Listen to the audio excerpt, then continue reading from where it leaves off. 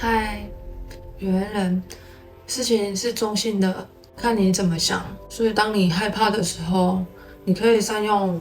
文字语言的力量，可以把恐惧换成嘿嘿、哈哈，就是一个有趣的方式，有趣的文字去代替它说出来。当你面临到成长，这样可以减少你内心的恐惧。你可能会觉得这样好像很不切实际，可是当你一定需要上场去开会，或者是参加很重要会议、很紧张的时候，这样可以消除你的紧张，其实还蛮有效的哦。跨越不熟悉的时候，其实一般人紧张都是很正常的，所以你要想办法去面对，善用这个文字力量